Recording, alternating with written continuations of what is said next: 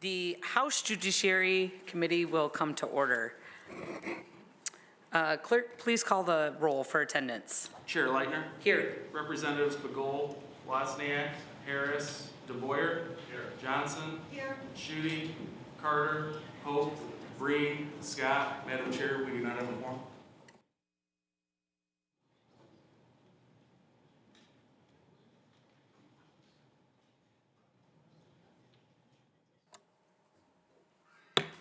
The Senate Committee on Civil Rights, Judiciary, and Public Safety will come to order. Will the clerk please call the roll?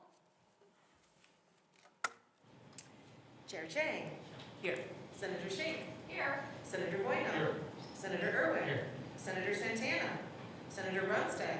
Senator Johnson. Madam Chair, you have 4 members present. There is a quorum. Thank you very much. Senator Shink moves to approve the minutes of our November 6th meeting. There being no objection, the minutes are approved.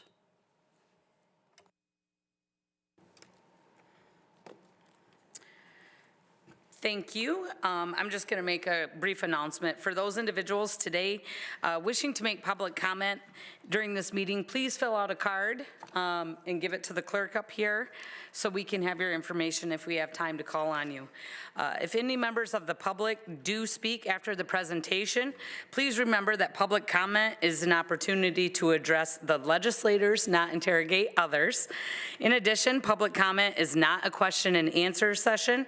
It's simply a chance for people to speak to the legislative body. We have limited time today due to the Senate meeting and the House having additional meetings and committees, so we will be adjourning by 9:55. If we run out of time, given the length of the presentation by our invited guests, public comments are still welcome to be submitted in writing to the committee clerk, and they will be included for the record. With that, we have Tom Boyd from the State Court Administrative Offices and Mike Bosanac from Monroe. He's a Monroe County Administrator to give a presentation today on the alternative funding for trial courts. It's been a long process. I know you're no stranger to me either, but this started way back in the day when I served as a county commissioner as well, so I'm looking forward to seeing what you have here and then having robust conversations in the future.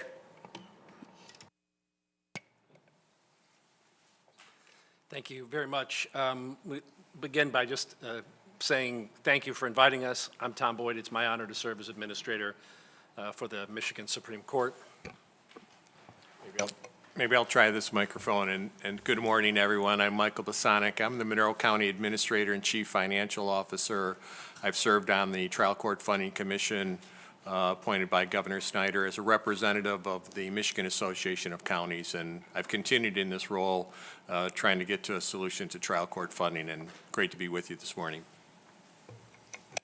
We would like especially to thank the committee for taking this matter up so promptly, for taking this matter up together, and for taking this matter up in a substantive law committee. It would be fairly easy to say, wow, this sounds like an appropriations issue. And we want to note and respect your decision to treat this as a substantive law issue. We really believe that the relationship between the courts, law enforcement, and the community can be corrupted by the way that we handle our finances. In fact, if you read the Detroit News this past weekend, you saw the article entitled "Interactions Between Cops and Citizens Are Becoming More Dangerous in Michigan." One of our premises is we can end profit-motivated policing and profit-motivated courts by changing the way the money flows, not giving anybody a free ride, not even changing some of the competitive philosophical issues that the committee will eventually face, trying to chart a middle path through what might be a disagreement to a way that we can fund the courts without agitating the conflict between the courts and the community. We're going to start with just looking at our overall project goals, and then talking about the brief history, and then we'll get into the recommendations on implementation from the Judicial Council, which is what we're here to talk about today.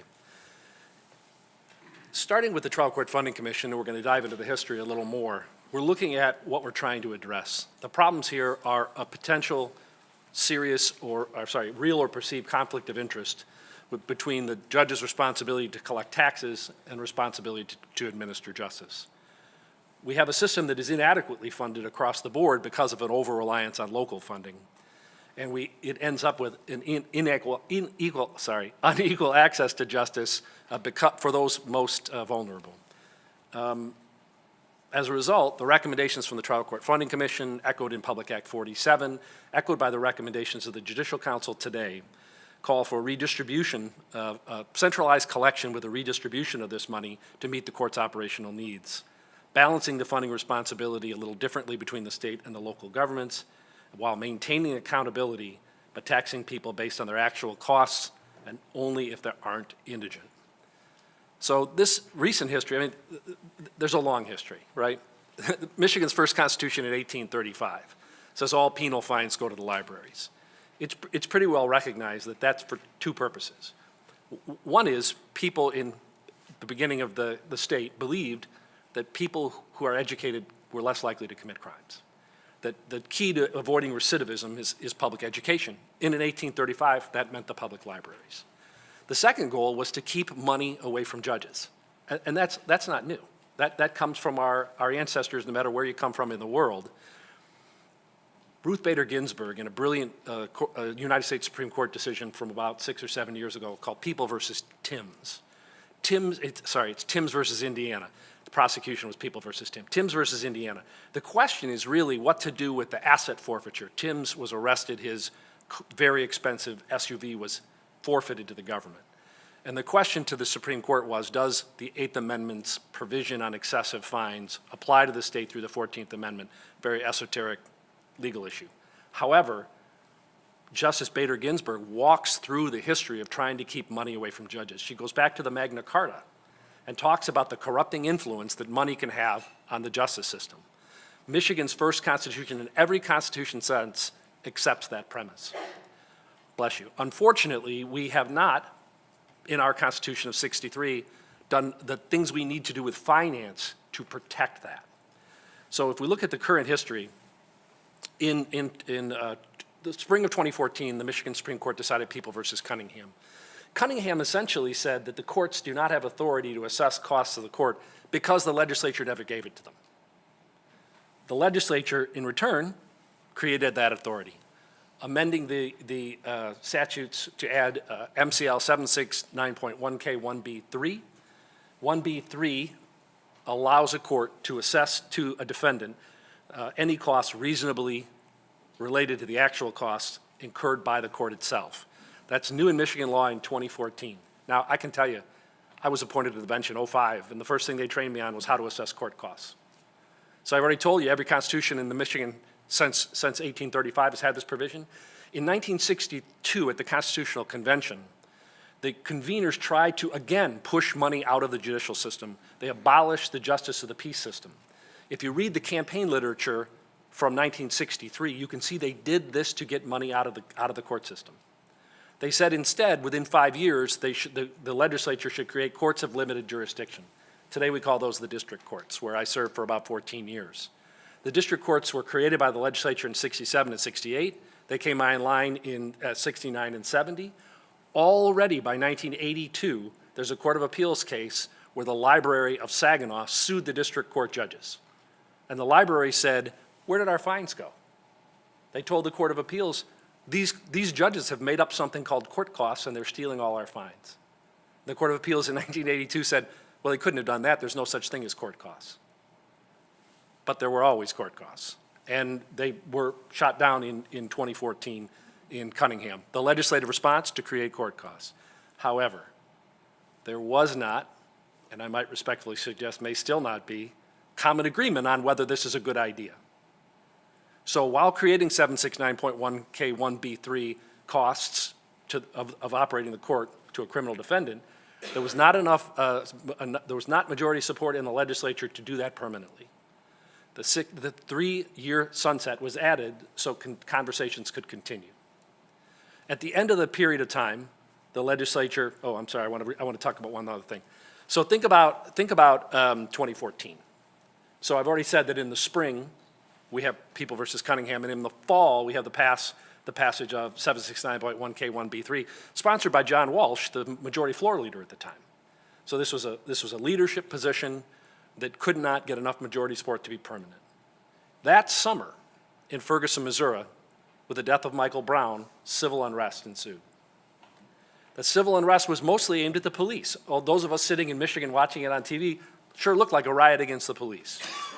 The following summer in 2015, the following spring in 2015, the Department of Justice did an after-action report, and they told us in their report that the focus of the civil unrest was not only the police, it was the courts. That the focus on revenue generation had compromised the local court. They concluded that the court primarily used its judicial authority as a means to compel payment of fines and costs to advance the city's financial interests, and that the result violated the 14th Amendment's provisions of due process and equal protection for the people coming before the court. So those legislators, your predecessors who were looking at this problem in 2014, saw Ferguson happen. And I guess one of the things we're here to tell you today is that Michigan's court finance system today looks a lot like Missouri's did in the summer of 2014. So the legislature, again, at the 3-year sunset, revisited the issue. This time, however, with the sponsorship of Representative Rob Verheulen from Kent County, the legislature also created the Trial Court Funding Commission. The sunset is extended. Trial Court Funding Commission is asked to do the deep dive that was sought 3 years earlier in 2014. The Trial Court Funding Commission was created by the legislature, appointed by the governor, and met in 2017-18, concluding with a final report in 2019. The Trial Court Funding Commission found that there's a real or perceived conflict of interest between the judge's duty to impartiality and her responsibility or obligation to use court-generated revenue for operating the court. That there was inadequate funds from all sources due to an excessive reliance on local funding, and that it resulted in unequal access to justice for the people most vulnerable. These are the same principles we talked about at the beginning of the presentation. So I really think this is a pretty good example of how the 3 branches of government in Lansing wrestle with a very complicated problem. The Supreme Court called it out, passed the ball to the legislative branch, who put in a temporary fix, then passed the ball to the executive branch, creating the Trial Court Funding Commission within the Department of Treasury, appointed by the governor. This is when Mr. Bosanac and I first met and started working together. The Trial Court Funding Commission issued its report and sent back to the legislative and judicial branches. We still don't have consensus yet. So we had the pandemic, of course. So when the sun sets in 2020, there's an extension. Many of you were here by that time. When the sun set again in 2022, there's an extension. And this is simply because those of you who are wrestling with this problem, we just didn't have the answer. We didn't have a way to move forward. At the same period of time, the judicial branch, under the leadership of Chief Justice Bridget Mary McCormick, created the Judicial Council. The Judicial Council met and began planning. The strategic agenda for the Judicial Council prioritized strategic goal number 1 to be court funding and technology infrastructure. Technology infrastructure is a topic for a whole other day. Happy to talk with any of you about it at any time. But for today, we're here talking about the first of these, court funding. The first work group created by the Judicial Council finished its work in 2023, delivered a report to the legislature, and you then, many of you here, created the Trial Court Funding Act in 2024, which we call PA 47, and that's how we'll refer to it today, at the same time as extending the sunset. So what we see is a continual back and forth about what is it we need to do and how do we advance the work in this complicated environment. Remember, the Trial Court Funding Commission had 5 recommendations. 4 of them were substantive, and the 5th was procedural. The 5th recommendation was we should follow an iterative path to solve a little bit of this at a time moving forward, which is the path we eventually are on. I'm going to turn this over to Mike, to Mr. Bosanac, to talk about the work of the reconstituted Trial Court Funding Commission after Public Act 47. Well, thank you, Tom. Again, good morning. So Public Act 47 of 2024 authorized the State Court Administrative Office under the Michigan Supreme Court to develop a full plan and create a legislative proposal to improve trial court funding system here in Michigan. The report that was created and provided to you is that finished product from the work group. The implementation plan also importantly aligns with the goals that were outlined in the Trial Court Funding Commission's report of 2019. The Alternative Funding Work Group created the organizational structure that you see. It's on the screen there. There were 4 teams that were created, each with a core responsibility, and then underneath at the bottom line of boxes that you see TCFC, and then you see MJC. It ties into the Judicial Council's work, and then Public Act 47, the teams were responsible for addressing those particular sections of Public Act 47. Our deadline to complete this work was May 1 of 2026. We've delivered it 6 months ahead of schedule. And I think that really speaks to the importance of the issue in providing the legislature an opportunity well in advance of the sunset of December 31 of 2026 to begin the conversation, to begin the engagement of how we move forward to maybe finally solve the issues that are in front of us and that have been outlined in the report that has been provided to you. Over 70 individuals participated in this work product. Individuals with expertise in operating Michigan courts, in public safety, local government finance, and other expertise. They were supported in their work by experts in public finance, by Manor Costerison, a public accounting firm here in Michigan, and the Pew Charitable Trust with their expertise to help staff these teams to make sure that they could complete the work that was in front of them.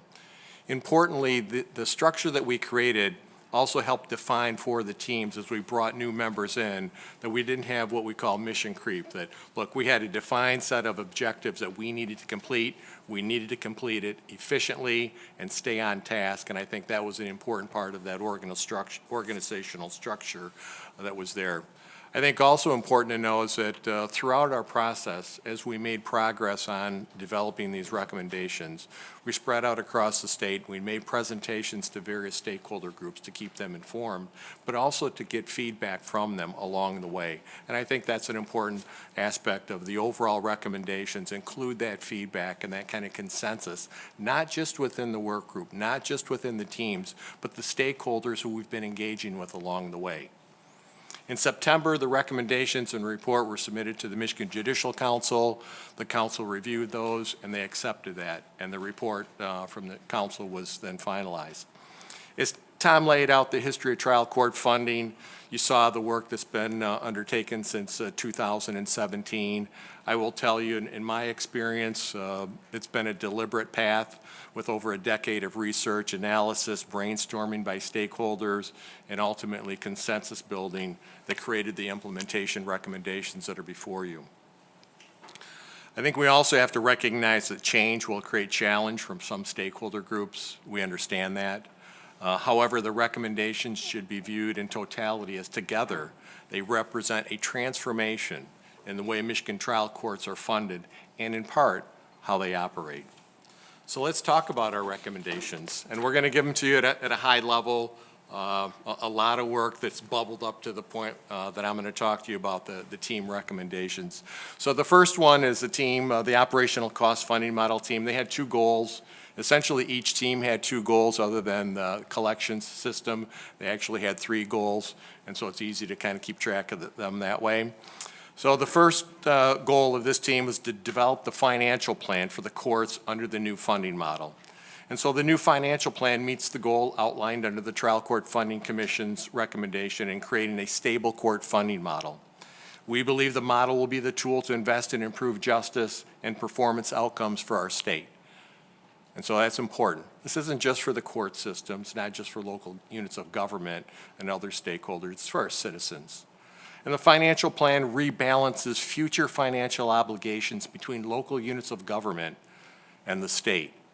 This is essential to ensuring stability in this model. And the second goal of this team was to develop a plan on how to finance court facility capital improvements going forward.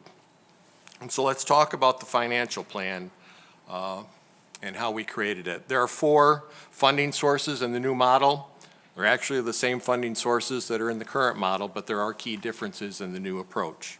First, local units of government were the funding units, and there are 135 primary funding units across the state, will continue funding what they currently pay to support their local courts. The plan does not ask them to pay any more than what they're currently paying.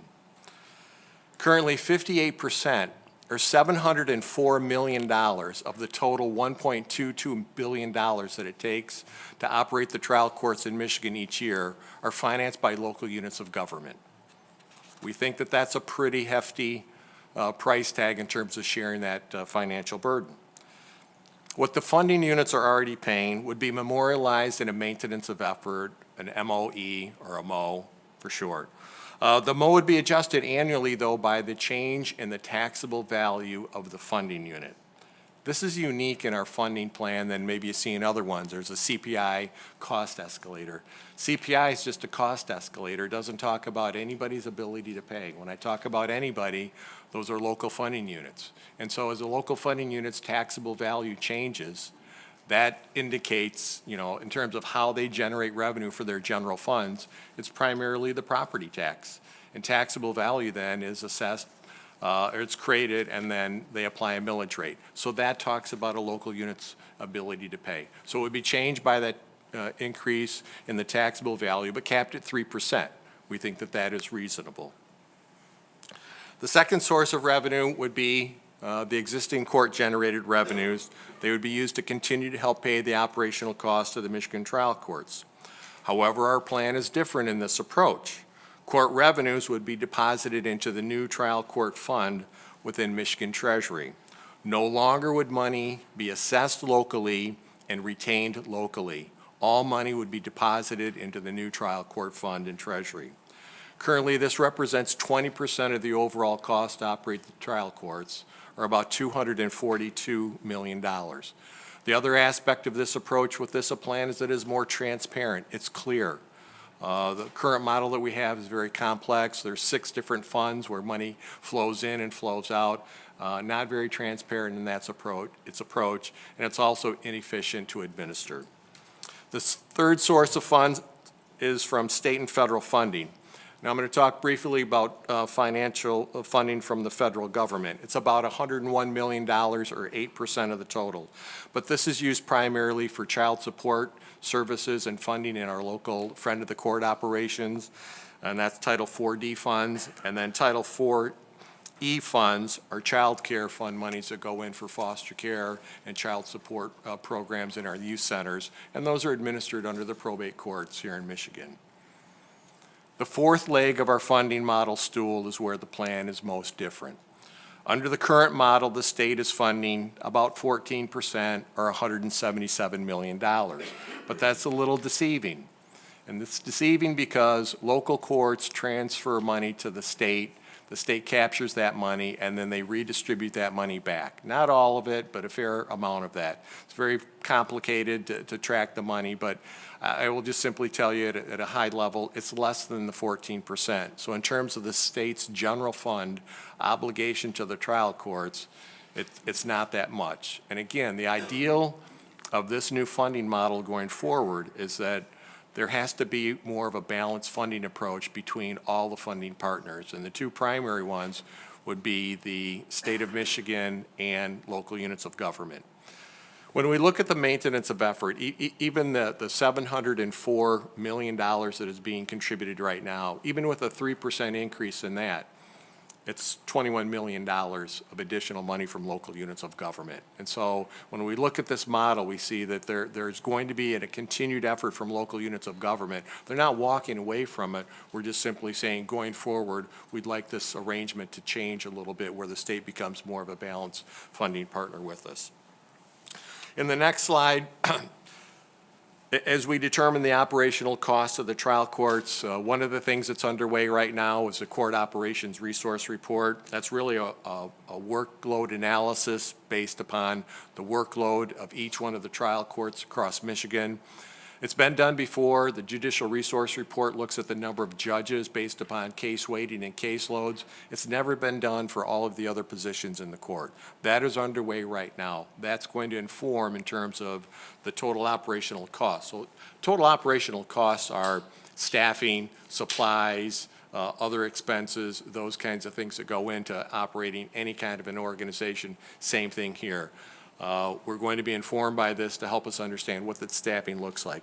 It also is going to help us inform about uniform staffing so that courts across the state have kind of a uniform approach, an equal number of staff to manage their workloads. This looks at case weighting in the sense that if you're mostly traffic tickets are 15, 20 minutes a piece to process. That's a low case weighting. But if you have criminal cases going on with defendants coming in, judges involved, many staff, that's a much heavier case weighting. So it looks at that so that there's a true balancing in that overall arrangement. And then finally, the operational cost funding team looked at how do we finance facility costs going forward. There are many different court facilities across the state where operations take place. One of these ideals that we believe is important is that whoever you are, when you appear in a court in the state of Michigan, you ought to be assured a basic level of safety and security, whether you're a witness, whether you're a litigant, whether you're a victim. And the ideal here is that the State Court Administrator's Office would create guidelines for state or county court facilities to be able to meet those. They would apply for funding to a grant program, which would have $17.4 million. Local units of government and the courts would match that. And in fact, they would exceed that because they have the first 1% of any project up front, 1% of their general fund that would go into that. So in our county, our general fund is called $60 million. We would have the first $600,000 of any capital project. Beyond that, then, the courts with the local funding unit would jointly apply for program funding out of this grant program, and then we would share the cost 50% after that.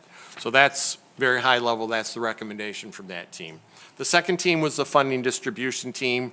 Their two primary goals: create a plan establishing the trial court fund that I had previously talked about that would centralize all revenue generated from the trial courts. And second, develop a process for distributing the money from the trial courts back to the local courts. These distributed amounts would be based upon that local court's total operational cost, or their budget, essentially. So within the new trial court fund that would be established, with limited exception, all court-generated revenue would be deposited into this trial court fund. 3 points with this model. Number one, no longer would money assessed locally be kept at the local court. Instead, it would all be deposited in Michigan Treasury into the trial court fund. On this point, this is really important. Mr. Boyd talked about the 3 challenges that the Trial Court Funding Commission identified. This model achieves the goal of removing any real or perceived conflict in the generation of court revenue by any court personnel that could directly benefit the court from assessing and then collecting that same money. And I think this is really important. Yes, it's a financial plan. Yes, it's a model, but it achieves what one of the challenges were, to eliminate this conflict. And then all money in the trial court fund would only be used for judicial branch functions. Currently, court-generated revenues are being transferred out. I talked about various transfers. They're being transferred out and used for executive and legislative functions. So on this point, we call for these transfers to end, but we want to be clear. We are not saying that these are not important functions. They are. They're really important. We're just simply saying the judicial branch should not be funding executive or legislative functions. The court-generated revenue should only be used for the judicial branch functions, with the caveat that only under this new model where the generated revenues go into the separate trial court fund. The other point is, by moving to this model, we can enhance the clarity and transparency in the current model to make one that is simpler, that's more efficient in administering, and make it clear from where the funds are coming from and where they're going back out to. If you look at the current model, it's kind of a spaghetti mess of complex transfers from general tax revenues, court-generated revenues, and I said going into, there's 6 different funds that make up the funding plan currently for the Michigan trial courts. And then finally, the team developed a framework for dispersing the money from the trial court fund back to local units of government, again, to pay for the local trial courts in those communities. The funds would be allocated based upon these approved budgets. Local units of governments would have to designate or set up a designated fund to receive all those monies and essentially manage the trial court funds in these separate funds within their existing financial accounting systems. And then any residual funding in these funds that is not spent by the court, it would reside there as an incentive to be fiscally responsible with the funds that are distributed. And then we've created a process for local court budgets to be developed. You know, we're not taking any responsibility away from local units of government. Under Public Act 2, which is a uniform budgeting and accounting act, local units of government are still responsible for the financial reporting, still responsible for developing the budgets. It's just we're going to be introducing the State Court Administrator's Office to help develop these budgets. And again, as the court operations resource report is layered in, and we understand what the staffing needs are based upon a proven methodology, then we are informed about what are the real needs of the trial courts on a uniform basis across the entire state of Michigan. And the process that we have, it goes through, we're lining up several different budget sequences and the other things that take place both at the local level with the courts and the state. So we roll all this up into this model so it makes sense. And if you look on page 27 of our report, on page 13, we've defined this so that we understand there are some timing issues, but we think in the model that we've created, we can get there. The next team addresses the uniform assessment and determinations of indigency. Tom's going to walk through the goals of this team. And I think it's important that even in this recommendation from this team, or the two recommendations from this team, they provide these same ideals that are carried through on all of these teams: clarity, transparency, and just a better way that we address the funding needs of our trial courts, and more of a balanced relationship with all of the funding partners. And Tom? Thank you. So you can see the goals for Team 2, to develop a uniform way of assessing costs and to determine a standard for indigency. I want to talk just a little bit about the problem. So today, if one of us gets a speeding ticket on the way home, according to the statute, the financial consequence is a fine, and each offense has a range that the judicial officer can set that fine at, and a cost, not a court cost, not 769.1K1B3, but the cost of bringing the matter before the court. This is a calculation of how much it costs to have the law enforcement officer on the road to then electronically file this ticket that we're going to go online and pay tonight. The problem is courts don't know this. Law enforcement does. Law enforcement, every chief, every sheriff knows how much it costs to have a human being on the road. But we do not follow this law. So we start with the recommendation that we should follow the current law rather than make up what we think the cost is. To make that point, when Representative Walsh passed the bill to add 769.1K1B3, he then brought in Representative Verheulen and said, I'm leaving the legislature termed out. Rob is going to help you. Please feel free to ask Representative Verheulen. He was an incredible partner in the creation of the Trial Court Funding Commission. But his first instinct was, we don't need a body to do this. The legislature can fix whatever problems exist. I brought to him a list of the financial consequences for impeding traffic at the district courts in Kent County, where he lived, and at the district courts in Ingham County, where I presided over a district court.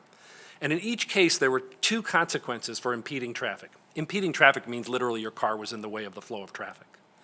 The first fine is if you were impeding traffic. It's rarely cited. People are rarely cited for impeding traffic.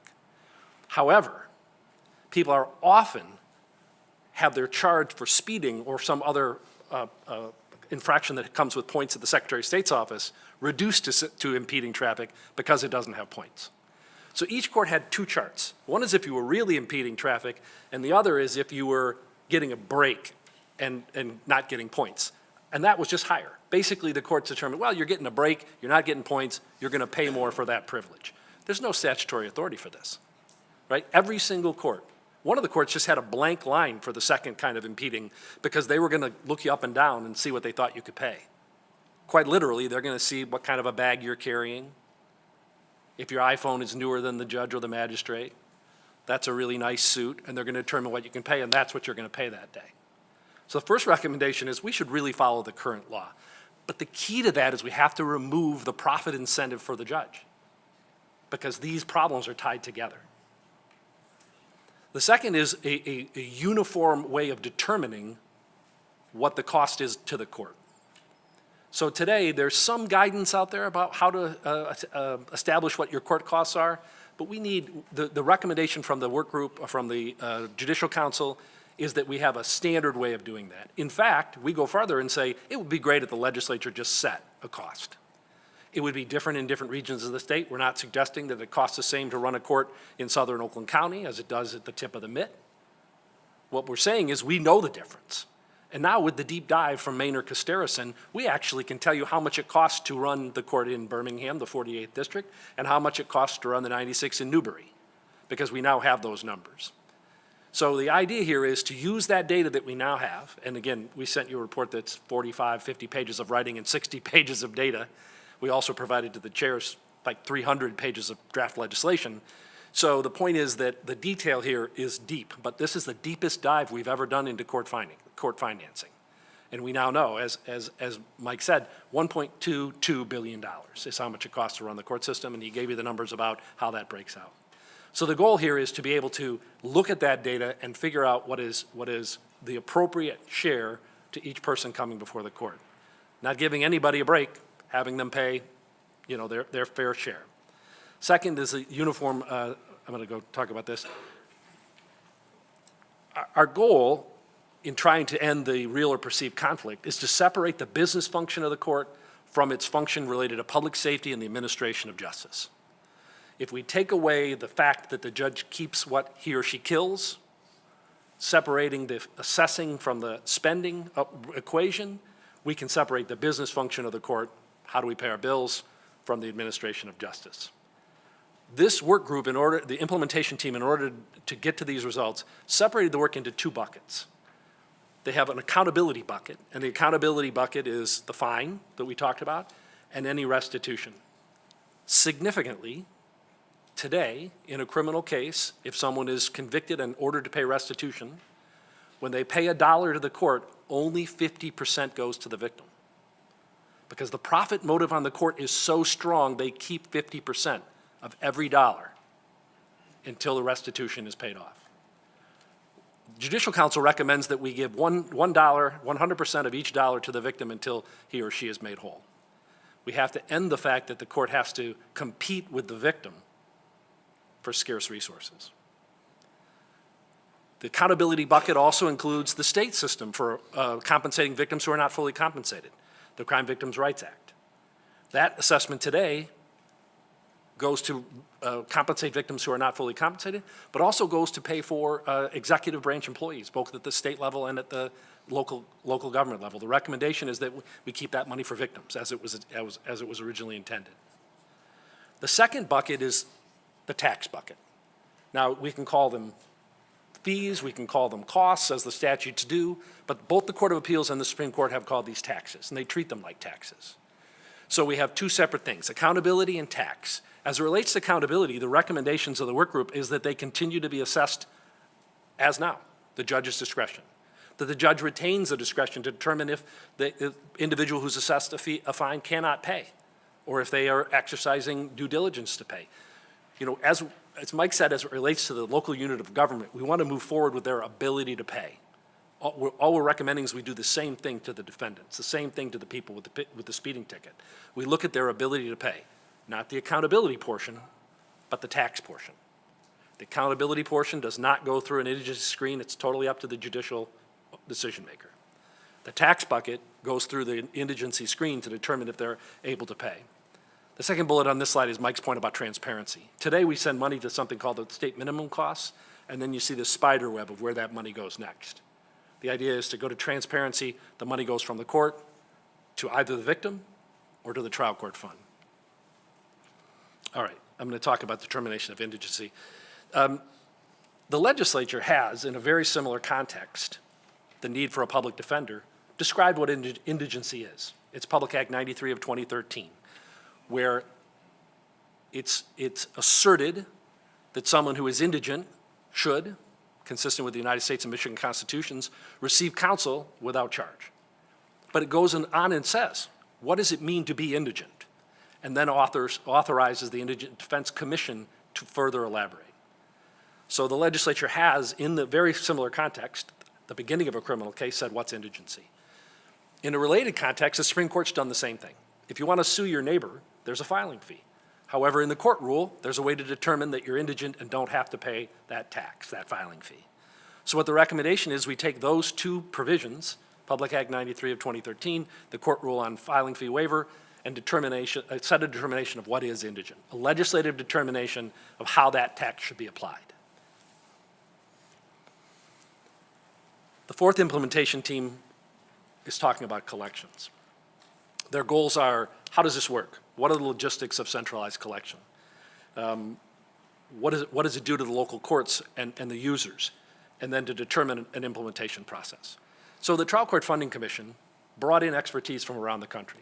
We had people flown in from Minnesota and Arizona and Ohio to present on different models of court funding. What we learned through that process is states that went from court-based collections to state-based collections, Department of Revenue-based collections, increased their revenue and decreased their costs. So that was a recommendation from the Trial Court Funding Commission, echoed by the first work group at the Judicial Council, and echoed by Public Act 47. So here's what we're talking about in terms of how to get that done. The Judicial Council says, the report recommends that the Department of Treasury knows what they're doing. They already have the infrastructure in place to successfully collect money owed to the state. The recommendation is in creating a centralized system for receipts, collections, and dispersals under teams 1 and 2, that we can create a more efficient and effective way of collecting these court assessments.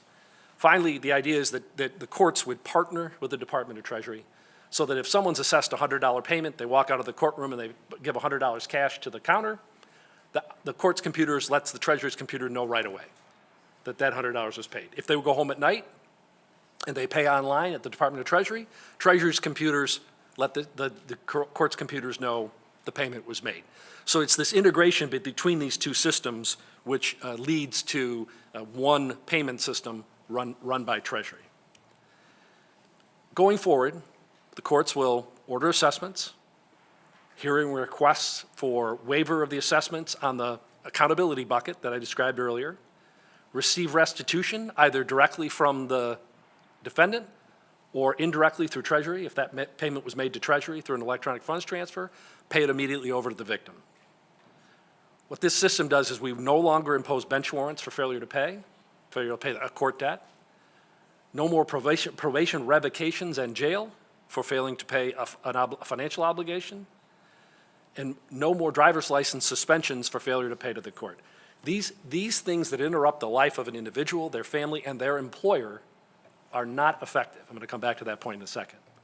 What Treasury will do is receive the assessment and then go do what Treasury does. They'll impose late fees as they think appropriate.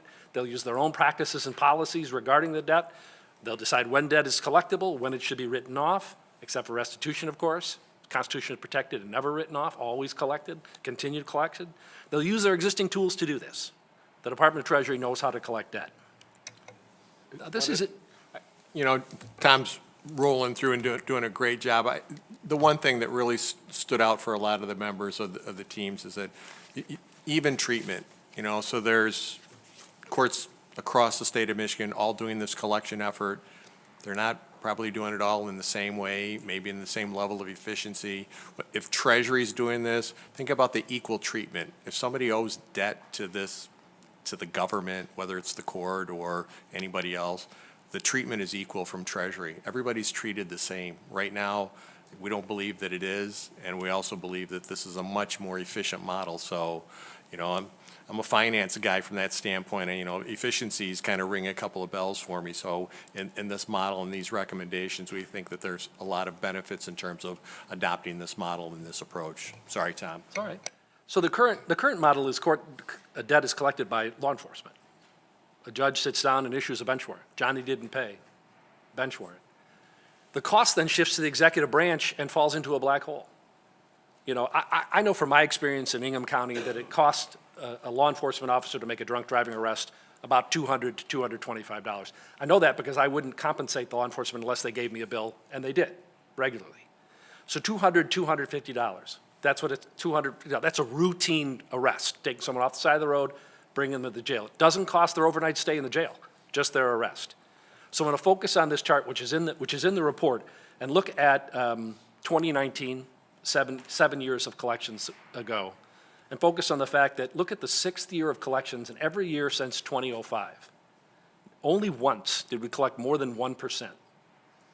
So police chiefs have told me that they are tired of arresting Johnny and holding him overnight and bringing him to court the next day because he owes $100 just to have the judge say, boy, you really need to try harder to pay that $100. The collection system we're doing is ineffective. But so let's look at how this works. So if you look at the data from 2019, so far we've collected 79% of those assessments. But 71% or 89% of the total happened in the first 2 years.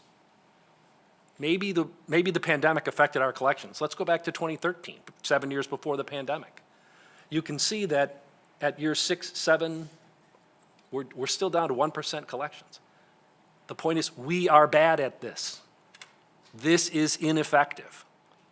Anyone who tells you differently is mistaken. And I say that because people will tell you differently. I've heard it from law enforcement, I've heard it from county clerks. We need to be able to collect this debt. A judge from the 48th District Court told me when you created clean slate and wiped away certain misdemeanors that she was upset and she was going to sue because that was her money. The point is we are very ineffective. Yes, Senator. Thank you very much. If you could do 30 more seconds and wrap up, and then we'll get to some questions. Yes, Senator. The point is that if you look at this chart, every year in the first year we're between 55 and 60% of collections. Every year in the second year, we're between 15 and 20%, and it drops off precipitously after that. What we're doing does not work. And I'll just, as we answer questions, reiterate the points we made at the beginning. Senator. Thank you very much. I appreciate both of your presentations and recognize the tremendous amount of work by not just you two, but your whole team, as well as many different stakeholders on this report, and we're all excited to continue digging into it. Before I go to Senator Johnson for her question, if you could share some information with each of our offices about the other states that you mentioned and the cost savings and increased revenue generation from those states, just so we have that background, that will be helpful. Senator Johnson? Thank you, Madam Chair. I have two quick questions. I know a lot of hard work went into this, and there's many good things. I was wondering if it would somehow have any impact. I see one county has 6 quasi-judicial staff per the Michigan Judicial Workload Assessment Report, 6 more than what they're supposed to have. Would this address when there's too many staff? So we don't actually have the Court Operations Resources Report completed, so there isn't a recommendation yet about any particular county. However, the question is the same, and that is, would it address if there's too many staff? The idea is that the court would say how many staff you need. There's a number there. And then local control would determine how that's allocated. So a county might have more quasi-judicial officers or more clerks. They might have more probation officers. I used to pride myself on the fact that in Mason I had 3.5 probation officers per judge, way higher than anybody else. The idea is that local control will still run the court. We're just going to tell you how many people you need. So there is a possibility that a court or two has more people than they need. We're going to be surprised to see that, and we'll know that soon. Okay, last question. You had a slide that showed the task force members who participated with feedback. We have a letter from MML, MTA, SEMCOG, the sheriffs, and the police opposed to the recommendations. Another letter from Michigan Association of Counties voiced concerns. It doesn't seem like most of the task force agrees with the recommendations. So are you ready to go ahead with these, with that kind of input from these organizations? Yeah, Senator, we are. The point is that when you read the letters, and obviously those are not new to us, the point is that there's lots of things we can do here to move forward. There's objections to the consternation of shifting away from guaranteed court revenue to possible appropriations. The question is, and we've heard this from libraries and courts and law enforcement,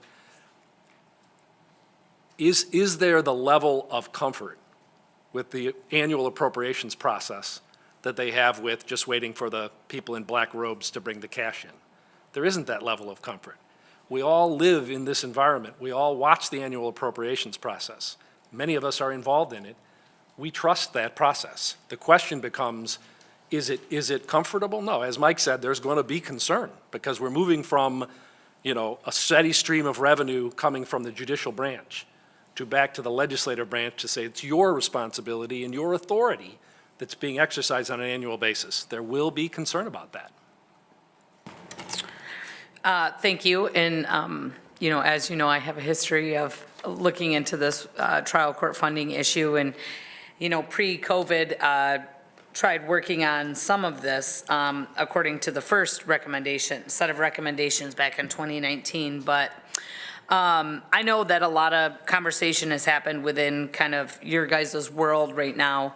And looking at it from not only a policy lens, but also an appropriations lens, I do have concerns in regards to, some of this movement, but, this is a good first step and we'll have robust conversations in the future. But what I'm kind of wondering is, it was like potentially a 3-year phase-in, is that correct? Real quick, this will lead into more. 3-year phase-in? I think that if you were to look at all the recommendations, it'll take way more than 3 years. But the initial trial court fund that you're talking about, and then phasing out assessments and all of that initial part in Department of Treasury. I mean, basically what I'm getting at is the legislature is still going to have to extend the sunset. The sunset is December of 2026. As you know, I've done the last 2 or 3.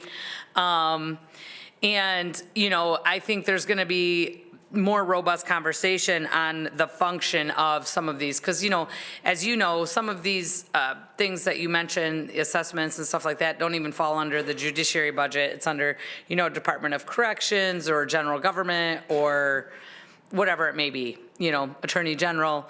And I'm just curious, what the plan is to kind of backfill some of the assessments, because it does end up being a lot of money, especially when you talk about in the trial court fund that no monies will ever lapse. I'm like, well, if it has additional money in there, then they're really, the state appropriation in my mind would go down, because you already set your MOE for locals at a fixed amount.